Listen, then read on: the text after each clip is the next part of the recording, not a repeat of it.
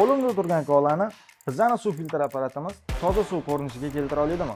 Hozir sizlar bilan ajoyib eksperiment o'tkazamiz. Qo'limdagi kola bilan shu akvariumimizni to'ldiramiz.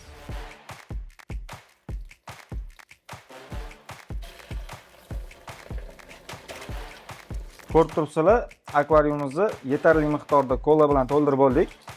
Endi filtrimizni ishga tushirsak ham bo'ladi. Bu filtrimizni birinchi bosqichida ushbu suvimizdagi shakar va quyuq zarralarni o'zi ushlab qoladi. Ikkinchi bosqichda bo'lsa, hid va sun'iy ranglarni yo'qotib beradi. Uchinchi bosqich bo'lsa, qolgan mayda zarrachalarni tozalaydi. To'rtinchi bosqichimiz bo'lsa, bizda apparatimiz yuragi desak ham bo'ladi, ya'ni membrana. Bu suvdagi gaz va kimyoviy moddalarni tozalaydi. Va bizda oxirgi bosqichimiz bu T33 filtr suvimizga tabiiy mazani qaytarib beradi. Agar bu suv boshida koladan filtrlangan desam, balkim ishonmagan bo'ladi. Ana endi sizlar bilan suv mazasini ko'ramiz.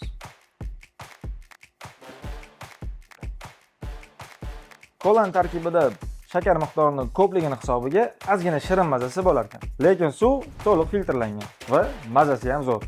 Keyingi videoda nimani filtr qilishimizni kommentariyada yozib qoldiring.